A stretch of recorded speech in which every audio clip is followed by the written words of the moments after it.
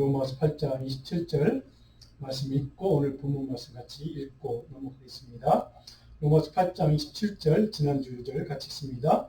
마음을 살피시는 이가 성령의 생각을 아시나니 이는 성령이 하나님의 뜻대로 성도를 위하여 간구하십니다. 아멘. 오늘 우리가 같이 살펴볼 말씀 17장 창세기 17장하고 18장 전반부만 이렇게 살펴보려고 합니다.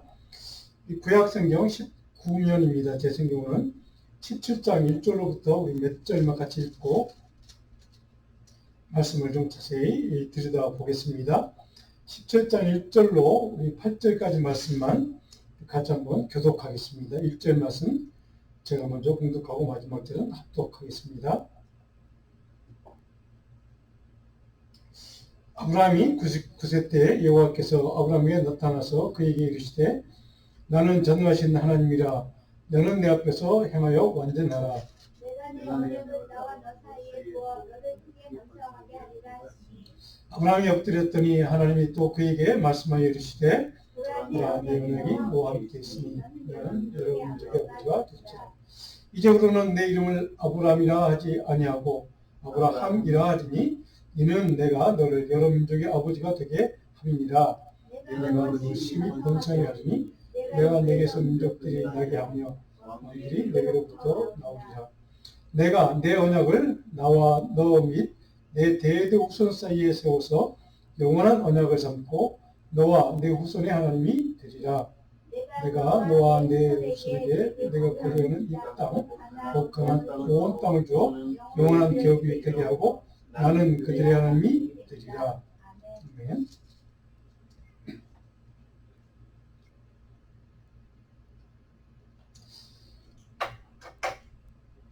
지난 시간에 우리가 16장까지 우리가 살펴봤는데 16장의 전반부를 하갈이라는 여인이 등장하죠.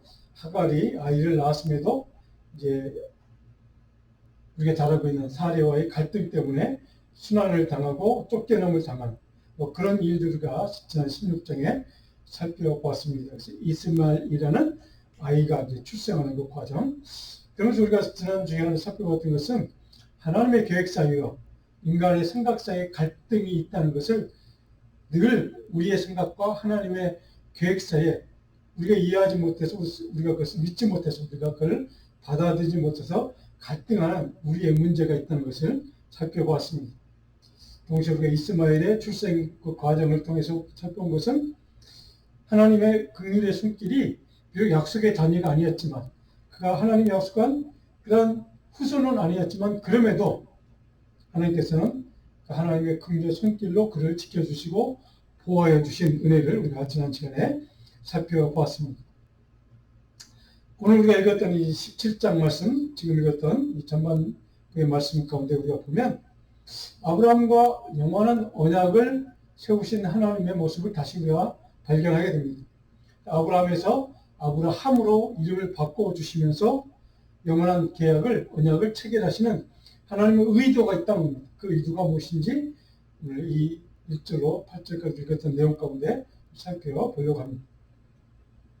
1절을 보니까 아브라함의 99세 때에 이렇게 시작을 합니다.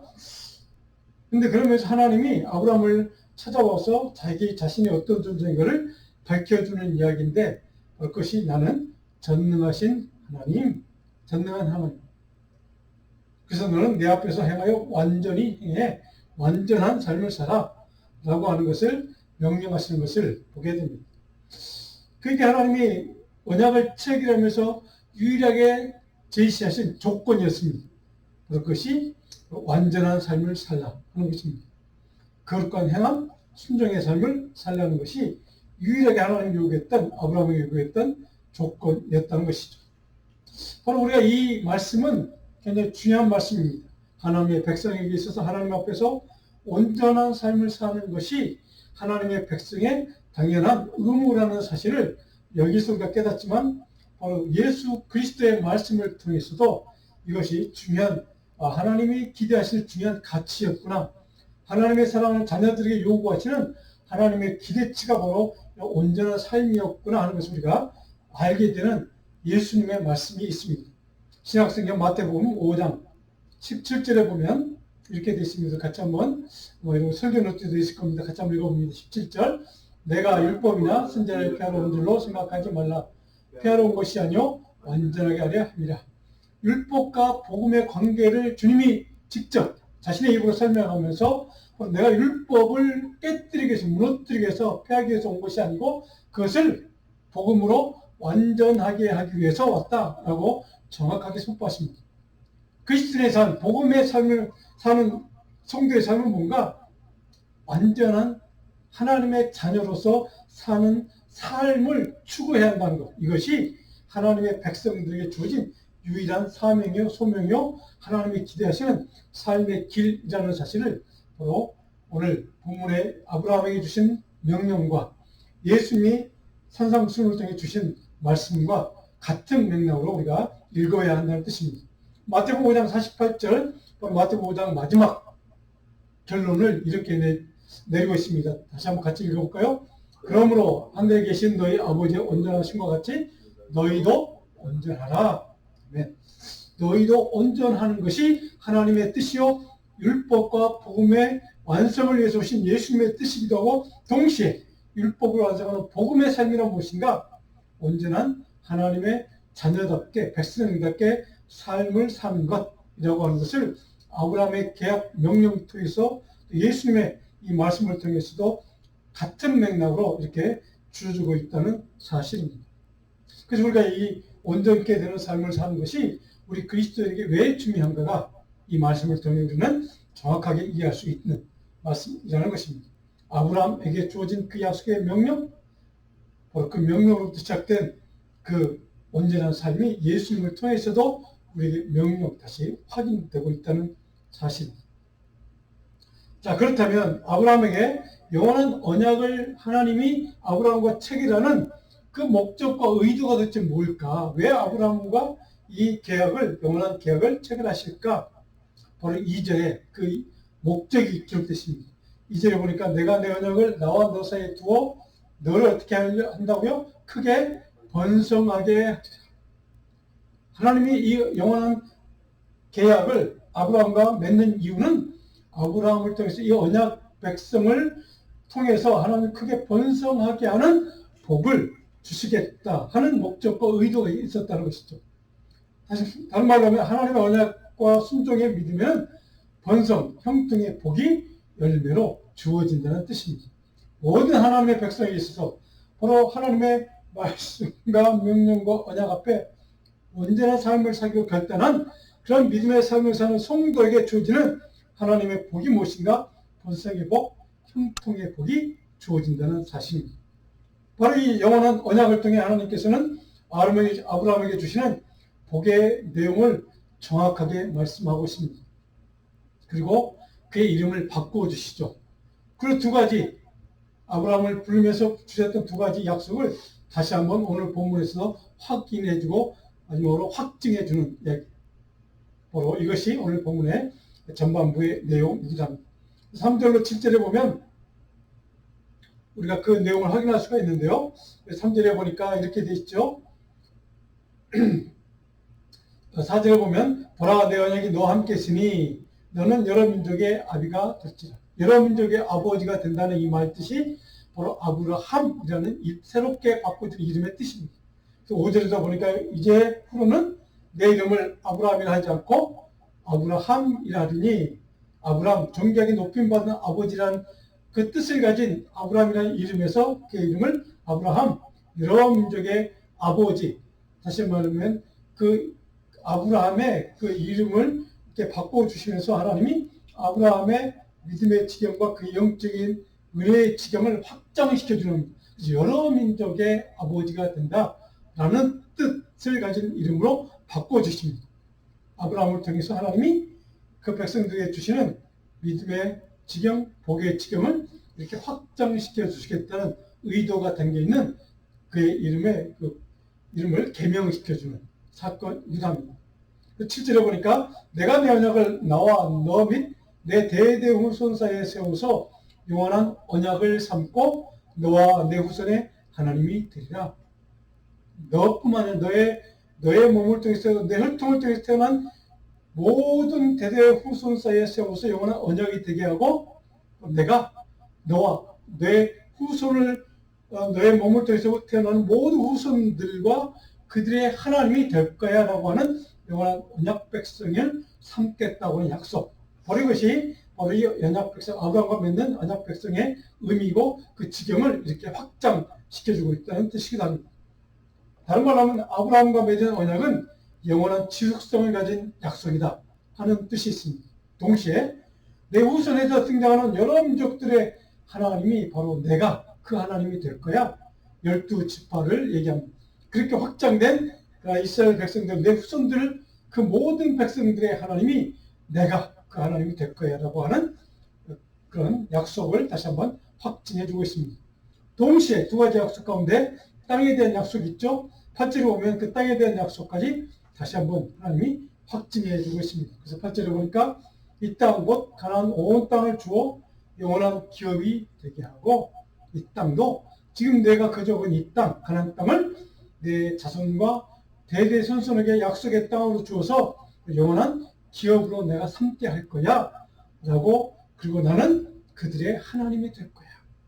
이렇게 확증을 해주고 있습니다. 자, 그렇다면 하나님이 이렇게 마지막 그 아들 약속의 자녀가 태어나기 바로 전해에 나타나셔서 오늘 본문에 99살이 됐을 때 나타났다 이렇게 이제 표현을 하고 있죠. 그렇다면 하나님이 아브라함과 영원한 언약과 계약을 체결하는 유일한 조건이 무엇인가? 바로 9절에 보니까 그런즉 너는 내 언약을 지키고 내 언약을 지키는 것 그리고 내 후손에게도 이 언약을 대대손손 지키는 것. 그 언약을 지키며 딱 한 가지가 바로 하나님이 그 요구했던 내용이라는 사실입니다. 이 아브라함을 포함해서 그 대대후 자손들까지 그 영원한 언약이 적용되는 그런 하나님의 약속하신 복이 적용될 수 있는 유일한 조건. 그것은 그 언약을 그대로 순종하고 지키는 것. 바로 이것이 하나님이 요구한 조건이었습니다. 거기에다가 하나님이 그들에게 그 언약의 상징적인 표현을 한 가지 더해 주시죠. 언약의 표징. 그 언약을 맺었다는 그 눈에 보이는 표징. 우리가 잘 알고 있는 할례 제도입니다. 그래서 오늘 보면 크게 17장 10절로 9절부터 시작해서 10절, 27절까지 보면 바로 이 할례에 대한 규정에 대해서 그리고 그 목적에 대해서 기록하고 있습니다. 영원한 언약 백성의 자격은 바로 할례를 행하는 자들이 될 것이다. 그래서 할례가 내가 내게 명하는 외적인 눈에 보이는 상징적인 언약 백성의 표징이 될 것이다. 라고 하는 것을 그렇게 하나님 요구하면서 할례 제도를 제정해 주시는 이야기가 쭉 기록되어 있습니다. 10절을 보니까 남자는 다 할례를 받으라 이렇게 되어 있습니다. 이것이 나와 너희와 너희 후손 사이에 지킬 내 언약의 표징이다 라는 말씀입니다. 자, 그리고 난지 8일 만에 일평생을 이제 이렇게 하나님 앞에 약속의 자녀로 살겠다고 하는 표징을 이제 행하는 것을 이제 할례 제도로 이렇게 이스라엘 백성들에게 명령해 주죠. 그게 11절에 보니까 어떻게 하는 것이냐, 폭비를 베어라 뭐 이렇게 되어 있죠. 잘하는 이야기입니다. 이것이 11절에 보니까 언약의 표징 이렇게 표현되어 있습니다. 자, 그렇다면 이 언약의 표징은 유대인들, 이스라엘 아브라함의 후손, 우리가 알고 있는 유대인들 남성들만 해당되는 언약의 표징인가? 물론 우리가 보통 그렇게 알고 있습니다. 근데 원래 이 언약의 표징의 대상은 12절입니다. 12절 같이 한번 읽어볼까요? 너희의 대대로 모든 남자는 집에서 난 자나 또는 너희 자손이 아니라 이방 사람에게서 돈으로 산 자를 막론하고 난 지 8일 만에 할례를 받을 것이라. 유대인 남성들 뿐만 아니라 돈으로 사니까 노예들입니다. 종들입니다. 유대인 집안에서 종들로 팔려온 사람일지라도 비록 유대인이 아닌 이방인 출신 종일지라도 남성은 그 집안에 그 지경 안에 있는 모든 남성들은 다 할례를 받아야 된다 라고 하는 것을 이렇게 정해 주고 있습니다. 물론 이 규정이 이제 예수님 시대에 지나서 사도 바울 시대에 사도 바울이 복음을 전하러 디아스포라 교회 이방인 지역에 있는 교회들을 다닐 때 이방인 지역에 사는 디아스포라 유대인들에게 이 규정을 적용해야 되냐 말해야 되냐 이것 때문에 이제 훗날 논란이 되고 논쟁이 되기도 합니다. 지금 어쨌든 하나님의 할례 제도의 규정은 바로 유대인 집안에 사는 모든 남자들입니다. 인종의 차별 없이 구분 없이 모든 남자들이 다 받아야 될 바로 그러한 조건. 그래서 모든 유대인 집안에 사는 모든 남자들이기 때문에 이방인일지라도 이 언약의 약속이 정해지고 그 약속이 적용된다는 사실입니다. 그런 의미에서 바로 우리가 이 말씀을 꼭 기억해야만 합니다. 바로 영원한 언약의 표징으로 이 할례 제도를 주신 이유는 뭡니까? 한마디로 집안 전체가 하나님과의 언약 백성으로 살겠다는 믿음의 결단을 이런 상징적인 표현으로 보여주는 것입니다. 할례 제도를 규정하고 영원한 언약 체결하신 하나님의 목적이 도대체 무엇일까? 왜 그런 형식적인 것을 요구하셨을까? 우리는 이 제도를 이런 관점에서 이해해야만, 하나님과의 관계성이라는 관점에서 이해해야만 합니다. 바로 영원한 언약의 표징으로 약속만 하고 끝나는 것이 아니라 외적인 눈에 보이는 증거로 표징으로 할례 제도를 명하신 하나님의 의도, 목적은 너희가 외적인 결단, 믿음의 결단, 하나님과 나는 언약의 백성이야 라고 하는 관계성 속에 살아가는 존재라는 것을 바로 그런 형식으로 외적인 눈에 보이는 표징으로 너희들이 증명해봐 하는 뜻입니다. 나는 평생을 하나님과의 관계성 속에 살아가겠습니다 라고 하는 믿음의 결단의 모습이 바로 할례 제도를 통해서 그들이 드러나고 세상 사람들에게 증명하고 증거하는 표징이 된다는 뜻입니다. 그런 의미에서 바로 하나님과의 관계성 가운데 살아야 될 이스라엘 백성들이 바로 영원한 언약의 백성인 것을 드러내는 가장 좋은 표현 방법, 바로 그것이 할례 제도였다는 뜻입니다. 하나님과의 특별한 관계성 속에 살아간 존재가 이스라엘 백성이라는 사실, 아브라함의 후손들을 이어야 한다는 사실. 그래서 그들은 대대손손 그 언약의 백성이기 때문에 할례 제도를 통해서 내가 하나님과의 특별한 관계성 속에서, 믿음의 관계성 속에서, 신뢰의 관계성 속에서 살아가는 하나님의 언약의 백성입니다 라고 하는 것을 고백하고 공개적으로 증언하고 증거하는 삶을 사는 백성이 지금까지도 그 제도가 이루어지고 있습니다. 다른 말로 하면 하나님과의 특별한 관계성 속에 살아가는 존재라는 것을 외적으로 이렇게 드러내는 삶은 뭔가 모든 세상 사람들 앞에서 그렇게 살아야만 하겠다고 하는, 그렇게 살지 않으면 안 되겠다고 하는 믿음의 결단인 동시에 그들로 하여금 많은 사람들이 나를 지켜보고 있구나, 내가 그렇게 살지 않으면 안 되겠구나, 외적으로 그렇게 내가 믿음의 결단을 표현했는데 많은 사람들이 내가 하나님과의 특별한 관계성 속에 살아가는지 아닌지를 사람들이 나를 지켜보고 있겠구나 라고 하는 구별된 존재인 것을 내가 스스로 증명해야 되겠구나 하는 믿음의 그런 결단을 스스로에게 다짐할 수 있도록 제약하는 조건이 되기도 한다는 사실입니다. 그래서 외적인 제약 조건이 그들에게 되었다는 사실입니다. 그런 의미에서 바로 이 할례 제도는 하나님의 특별한 믿음의 관계성 속에 살아가는 결단을 보여주는 상징적인 표현이 되었습니다. 왜 그럴까요? 하나님과의 관계성이 영원한 생명과 영원한 멸망, 죽음을 결정하는 근거가 되기 때문에 그렇습니다. 하나님의 특별한 관계성 속에 사는 하나님의 자녀들 백성들은 하나님의 은혜, 하나님의 구원의 은총, 하나님의 긍휼 때문에 영원한 생명을 누리는 약속의 백성이 되고, 또 하나님과의 관계성 속에 있지 못하는 바로 모든 사람들은 영원한 멸망과 죽음과 저주를 당할 수밖에 없는 바로 영원한 죽음의 백성이 될 수밖에 없다는 사실을 바로 이 관계성을 통해서 표현할 수 있는 유일한 길, 바로 그런 의미에서 바로 이 할례 제도는 그들에게 중요한 의미가 있었다는 사실입니다. 그래서 하나님과의 영원한 언약 백성은 하나님 안에서 새로운 영적인 정체성을 가진 백성이다. 할례를 통해서 우리 집안은, 우리 가문은, 우리 혈통은 바로 하나님과의 영원한 언약 백성의 삶을 살기로 결단한 영원한 언약의 백성이야, 자녀야 라고 하는 영적인 정체성을 그들 스스로 다짐하고 드러내는 표징이었다는, 상징적인 표현이었다는 뜻이기도 합니다. 이것이 왜 중요한가? 이제 상징의 표현이 왜 중요한가? 바로 그들의 삶이 하나님과의 영원한 관계성 속에서 이루어진다는 이 정체성이 그들의 삶의 의미도 목적도 가치도 완전히 바꾸어 주기 때문에 그렇습니다.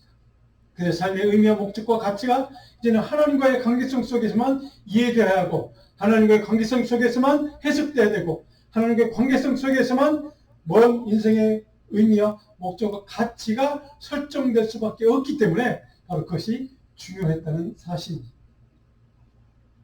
그래서 아브라함과 사라의 이름을 바꾸시는 하나님의 의도가 무엇인가? 왜 이름을 바꿔주시는가?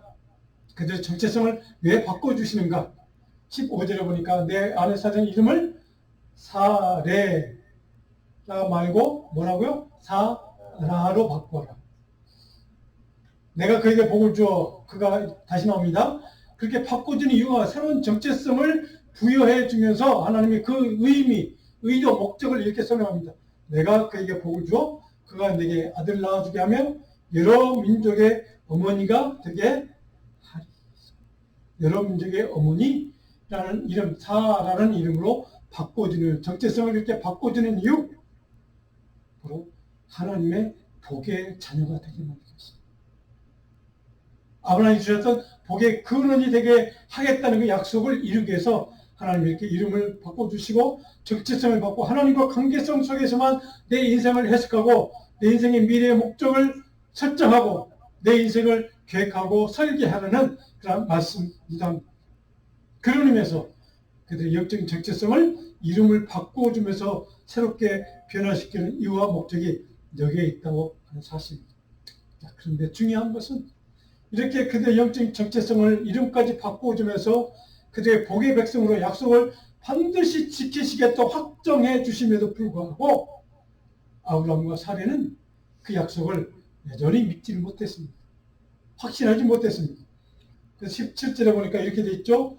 같이 한번 읽어볼까요? 아브라함이 엎드려 웃으며 마음속으로 이르되 100세 된 사람이 어찌 자식을 낳을까? 사라는 90세니 어찌 출산하리까? 99세가 돼서 하나님이 찾아왔는데 내가 이제 나이가 100세가 됐는데 도대체 어떻게 자식을 가질 수 있어? 내 아내 사례도 90세나 되는데 어떻게 인간적인 생각, 아무리 상식적으로 그것을 이해한다고 해도 결코 이해할 수 없어. 가능하지 않은 이야기야. 라고 아브라함과 사례는 그렇게 생각했다는 뜻입니다. 그들은 여전히 하나님의 계획과 결정과 의도에 대한 비웃으면서 믿지 못하고 신뢰하지 못하고 인간의 상식적인 지식과 지혜로는 결코 가능할 수 없는 일이라고 그건 헛된 그런 기대라고 그렇게 생각하고 판단하고 결론 짓고 말했다는 사실입니다. 동시에 그런 일을 그런 허황된 가능하지 않은 불가능한 그런 미래에는 약속을 선포하시는 하나님에 대한 불신, 의심을 그들은 드러내고 있다는 사실입니다. 인간적인 상식적인 관점에서는 결코 불가능한 이야기를 하나님이 하고 계신다고 그들은 생각했고 그렇게 판단했고 그렇게 결론 짓고 말았다는 뜻입니다. 그래서 18절에 행동으로 보여주죠. 하나님에 대한 불신과 약속을 여전히 믿지 못하는 그들의 마음속에 있는 내면의 생각을 이렇게 드러냅니다. 18절에 아브라함이 이에 하나님께 아뢰되 이스마엘이나 하나님 앞에 살기로 하나요? 하나님, 그 헛된 소리 말고 지금 이렇게 실지 않은 눈에 보이는 내가 내 몸이 태어난 비록 이방 여인이지만 하갈의 여인이 태어나긴 했지만 그럼에도 불구하고 내 활동을 이어받은 이 이스마엘이 이 아이가 약속의 자녀, 이 아이는 약속의 자녀라고 좀 선포해 주세요. 이 아이는 좀 잘 살게 그렇게 복을 주세요. 라고 아브라함이 하나님께 이렇게 항의하듯이 불신앙을 이렇게 드러내고 있다는 사실입니다. 눈에 보이는 가능성에는 현존하는 이스마엘을 통해서 혈통에 대한 약속을 하나님 지켜주세요 라고 무언의 압박을 하나님께 지금 가하는 아브라함의 바로 마음을 우리는 볼 수 있습니다. 그러나 하나님은 단호하게 약속된 혈통의 자손이 이스마엘이 아니라는 사실을 단호하게 다시 한번 선포합니다. 19절에 보니까 이렇게 선포하시죠. 하나님이 이르시되 아니라 정확하게 아니다라고 선포합니다. 내 아래 사라가 내게 아들을 낳으리니 너는 그 이름을 이삭이라. 이름까지 미리 지어준 내가 그와 내 언약을 세우리니 그 후손에게 영원한 언약이 이어질 것이다. 그 이름을 이삭이라는 이름까지 태어나기 전에 다 지어주시면서 내가 그와 내 언약을 다시 갱신할 거야. 언약 백성으로 그를 다시 내가 임명할 거야 라고 하는 것을 하나님의 의도와 계획과 섭리에 대해서 정확하게 선포해주고 있습니다. 이스마엘이 약속의 자손이 결코 될 수 없다는 사실, 하나님의 영원한 언약은 오직 사라와 아브라함의 혈통 가문을 통해서만 이루어질 것을 다시 한번 확언해 주시고 확증해 주시는 이야기. 물론 하나님은 아브라함도 지난주에 우리 살펴봤지만 바로 아브라함의 간곡한 건의를 받아들여서 이스마엘도 모른 채 하지 않습니다. 20절로 22절 보니까 이스마엘에 대해서 하나님이 이렇게 약속해 주시죠. 20절에 이스마엘에 대하여는 내가 내 말을 들었나니 아브라함의 간곡한 부탁을 들어주셨다는 얘기입니다. 내가 그에게 복을 주어 그를 매우 크게 생육하고 번성하게 할지라 내가 그를 큰 나라가 되게 하리라. 그렇게 하나님이 이스마엘에 대해서 내가 그렇게 챙겨줄게 라고 이렇게 약속을 하는 말씀이 기록되어 있습니다. 그럼에도 불구하고 중요한 것은 이스마엘이 하나님이 약속했던 약속의 자손은 결코 아니라는 사실을 하나님은 반복해서 강조해 주고 있습니다. 물론 그가 큰 나라 백성을 이룰 것이 그 지금의 중동 나라들, 팔레스타인의 그러한 나라들, 우리가 잘 보는 블레셋 족속들, 많은 그런, 그래서 지금도 물론 갈등하고 있는 그 나라지만 어쨌든 큰 나라로 성장해 주겠다라고 하는 것까지는 하나님 지키셨습니다. 그들에 대한 소외된 그 백성에 대한 하나님의 관심과 사랑도 우리는 볼 수가 있습니다. 그럼에도 불구하고 물론 우리 교회 그리스도인에게는 그런 소외된 사람들 그 어려운 가운데 있지만 많은 사람들의 관심과 사랑을 받지 못하는 사람들에게 깊이 관심을 갖고 사랑을 나누고 배려하고 그들과 유대감을 가지고 공동체 의식을 갖고 그들을 돌보고 그들을 사랑하는 것 필요합니다. 그래서 하나님도 이스마엘에 대한 그 후손까지 이렇게 약속을 해주셨습니다. 중요한 것은 하나님이 중요하게 생각하신 것은 하나님의 약속한 자녀인가 아닌가가 중요하다는 사실입니다. 그래서 21절에 보니까 내 언약은 내가 내년 이 시기에 사라가 내게 낳을 이삭과 세우리라. 다시 한번 반복해서 이렇게 내 약속의 후손은 이스마엘이 아니냐? 내년에 태어날 이삭이야 라고 정확하게 하나님은 반복해서 강조해 주고 있다는 사실입니다. 자, 영원한 언약 백성이 되기를 결단한 아브라함이 이제 하나님의 이 확정되는 이 약속의 말씀 다시 한번 들은 다음에 이제 조금 변화되기 시작합니다.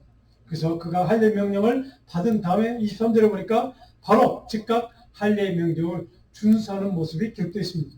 23절 보니까 이에 아브라함이 하나님이 자기에게 말씀하신 대로 그 포피를 베었으니 이렇게 하면서 약속을 즉각 순종하는 모습이 기록되어 있습니다. 그리고 26절과 27절에 보니까 그 약속을 실제로 행하는 모습이 기록되어 있습니다. 자, 여기에서 이제 17장이 끝이 납니다. 근데 중요한 것은 우리가 여기서 꼭 마음속에 기억해야 될 의문점 하나 있습니다.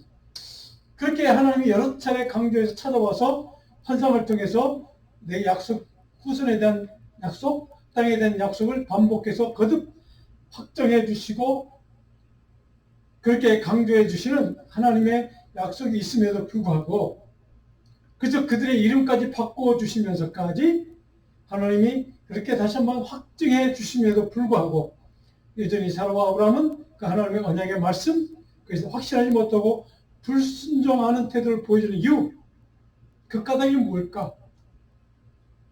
그들은 여전히 하나님의 약속의 말씀에 대한 의지와 신뢰와 믿음보다는 위치적인 조건과 환경, 눈에 보이는 인간적인 이성적인 판단과 눈에 보이는 것에 여전히 그들의 관심과 초점이 거기에 있었다는 사실입니다. 그것이 그들의 문제였습니다.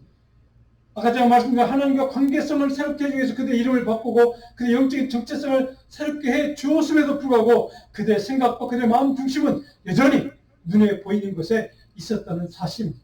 그들이 거기에 하나님의 그 약속의 말씀 거듭된 확증과 확언에도 불구하고 그것을 여전히 믿지 못하고 신뢰하지 못하고 의심했던, 불순종했던, 불신앙했던 그 원인, 근본적인 이유가 거기에 있다는 사실입니다. 그들의 영적인 눈, 시각이 하나님을 바라보거나 하나님 약속의 말씀을 붙들거나 하나님이 주셨던 그 확증하는 언약의 말씀이 아니라 그들의 눈에 보이는 것, 인간적인 생각과 이성적인 판단, 거기에 여전히 그들은 관심이 있었고 하나님에 대한 생각과 말씀에 대한 관심이 아니라 인간적인 이성적인 판단에 그들의 중심이 가 있었다는 사실입니다. 이것이 그들의 문제였고 오늘 우리들의 문제이기도 합니다. 자, 여러분 어떻습니까? 오늘 우리는 아브라함과 다릅니까? 사례와는 다릅니까? 하나님 약속의 말씀을 반복해서 들었던 말씀, 또 동일한 약속의 말씀을 주시는 그 순간 고개를 숙이면서 비웃었던 아브라함과 사례의 모습. 그것이 오늘 그들의 문제였다는 사실을 오늘 성경은 우리에게 증언해주고 증거해주고 있습니다.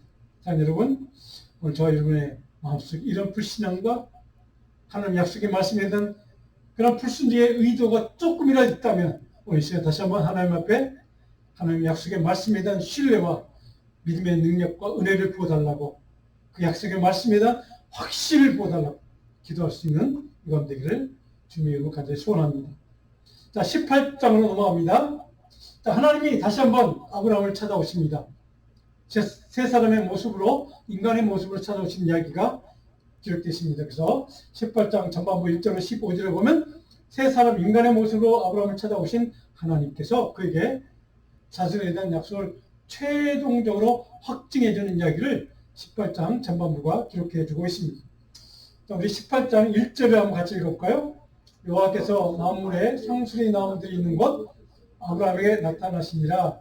자, 우리가 여기서 보면 만물에 상수리 나무가 있던 곳 이전 살펴보았죠? 지도를 한번 보실까요? 이미 살펴봤습니다. 여기가 바로 그 장소입니다. 만물의 헤브론 땅입니다. 만물의 상수리 나무.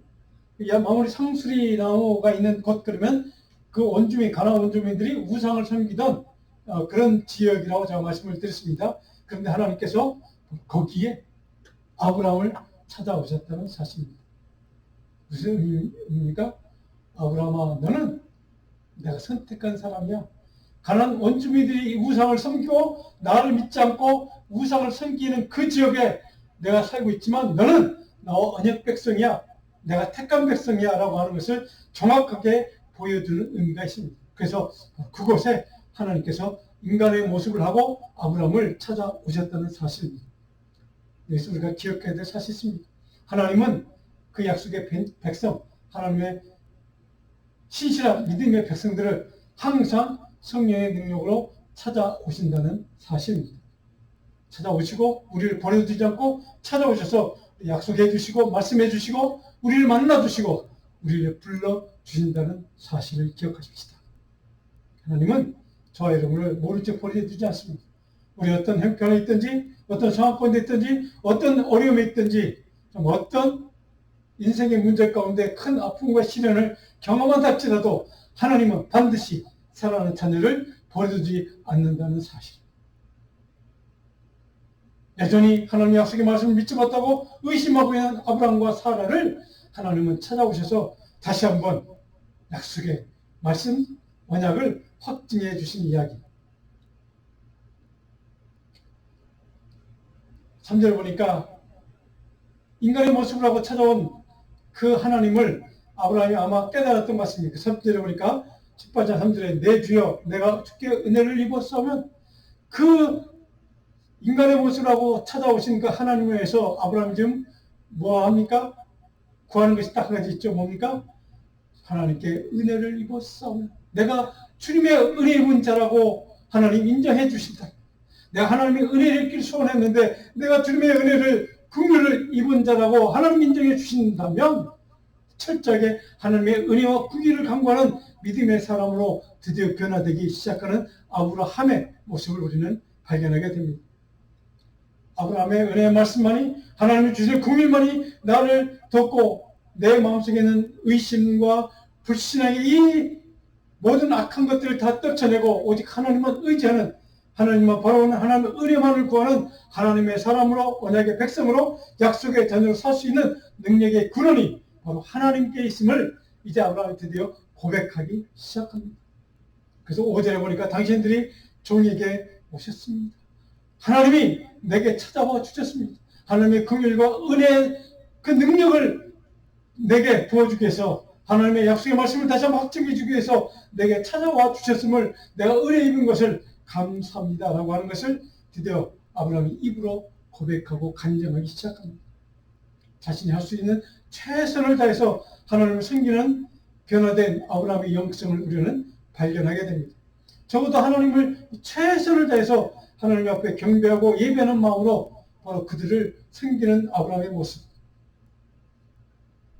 왜 아브라함이 그렇게 그들을 경배했을까?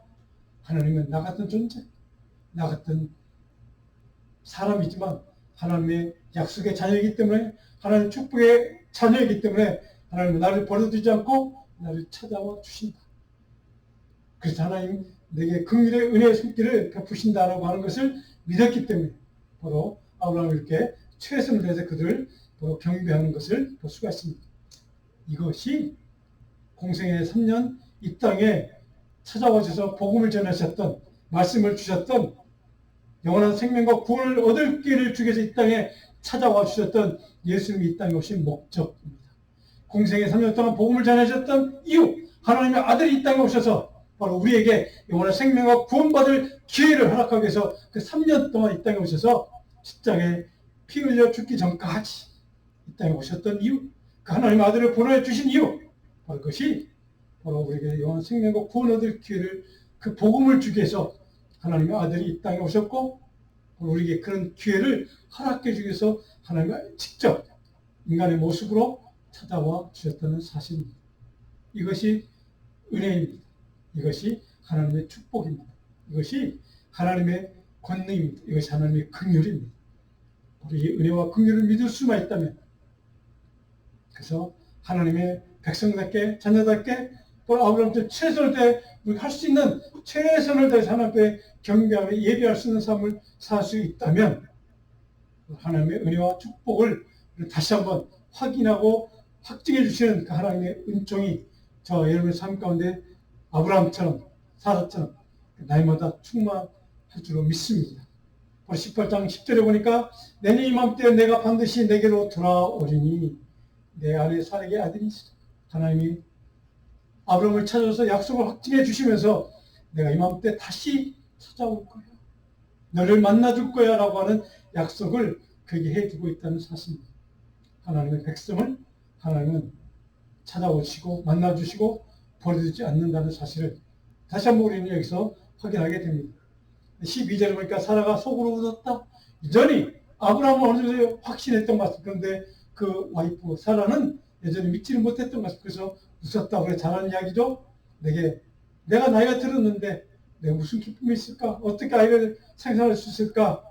라고 웃었던 그 사라를 향해서 13절에 하나님이 이렇게 얘기하죠. 내가 늙었거늘 어떻게 아들 낳으리가 하느냐? 그런 생각하지 마. 너의 관계성 속에서, 하나님과의 관계성 속에서 생각해봐. 그런 관점에서 내 약속을 믿어봐. 신뢰해봐. 그런 관점에서 내가 준 이 언약을 해석해봐. 라고 하는 하나님의 말씀입니다. 하나님의 백성들은 하나님과의 관계성 속에서 모든 인생의 문제를 바라보고 해석하고 이해할 때 거기서부터 해결의 실마리가 풀리게 됩니다. 사랑하는 여러분, 하나님의 눈, 하나님의 시각으로 우리 인생을 바라보십시다.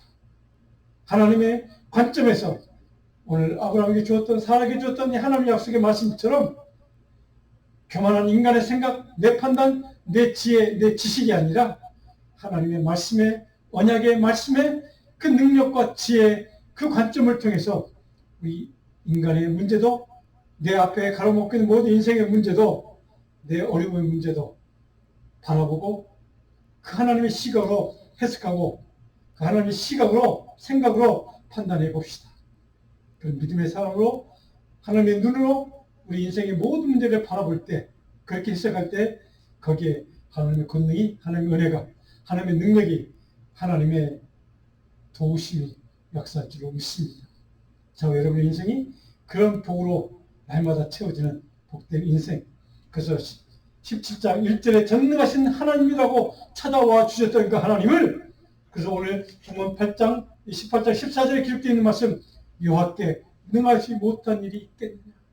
하나님은 결코 불가능한 일이 없다는 사실을 믿음으로 바라보고, 그런 믿음의 눈으로 하나님은 하실 수 있다는 믿음으로 전능하신 하나님이 주시는 능력의 시각으로 우리 인생의 문제도 바라볼 때, 거기에 우리 인생 모든 해결의 실마리가 시작될 줄로 믿습니다.